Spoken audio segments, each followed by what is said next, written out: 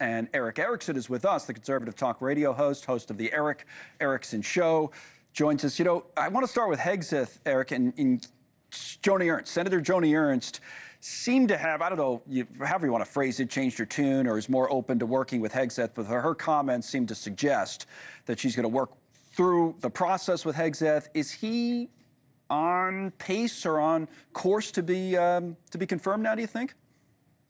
I feel more and more comfortable with the fact he probably is going to be confirmed, in large part because he weathered the initial storm. He's meeting members of the Senate, particularly the Republicans who had concerns. He's taken as much time with them as they need.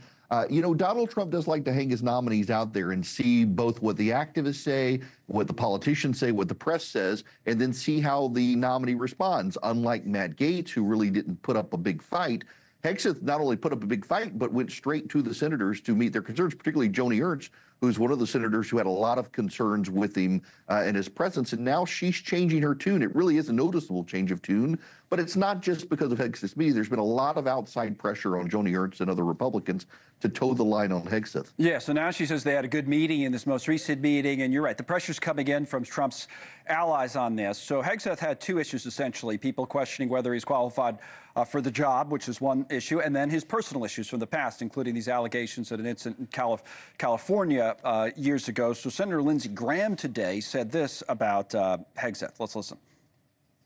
The accusations are anonymous. The police report I've read, right now, he's in pretty good shape. I actually was with him in Afghanistan when he was doing his duty. I was over there very briefly as a reservist. So the accusations about mismanaging money and about non-consensual behavior, if they come forward, I will listen to those accusations, but they have to be credible. The financial accusations from one of the veterans organizations he ran is what the senator's referring to there. But again, he says he's looking pretty good. I mean, it's noticeable how these senators have changed the way they're talking about this last couple of days. I mean, so... Yeah, look, there was an ambush of stories about him, but even, for example, some of the nonprofits come forward and said that's a misinterpretation of what actually happened there. His personal baggage, I think the senators are less inclined to follow through on. So particularly after the police record, there was no investigation, there was no charges pressed.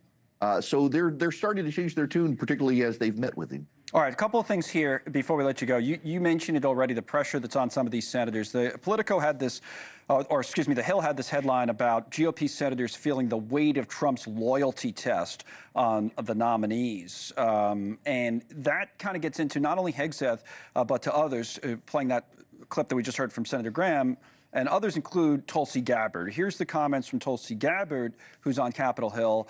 And, you know, she's up there this week with all the news coming out of Syria, where she's been accused of being a little too friendly with now former President Bashar al-Assad. Here's Tulsi Gabbard. I want to address the issue that's in the headlines right now. I stand in full support and wholeheartedly agree with the statements that President Trump has made over these last few days with regards to the developments in Syria. My own views and experiences have been shaped by my multiple deployments and seeing firsthand the cost of war and the threat of Islamist terrorism. All right, so Director of National Intelligence, Tulsi Gabbard, what about her chances, Erick? How do you see? You know, listen, some of these Republicans, like Mitch McConnell, for example, he doesn't really care what Trump thinks. He's probably not running for re-election. He's not up until 26. So a no vote against Tulsi Gabbard isn't going to matter. I wouldn't be surprised if he voted no against her. And in the Senate term, some of them just got re-elected, so they'll go for 6 years. They'll outlast Donald Trump. Tulsi Gabbard, the feedback coming in from Senate meetings is pretty negative. We don't know if that's staffers planning stories or the senators actually expressing concern, but the interviews apparently aren't going well. And given the bent of a lot of the Republican senators on foreign policy, she might be in jeopardy just because she's not going to be able to persuade these Republicans. Interesting, running out of time, but you have a lot of connections with Republican senators, I know. So that's you're saying Hegseth, much better shape right now today than Gabbard. All right. Yes. Erick Erickson with us. Thank you for coming on. Hopefully we'll talk to you again. Thanks so much for watching. Just go to joinnn.com to find News Nation on your television provider. And don't forget to click the red subscribe button below to get more of News Nation's fact-driven, unbiased coverage.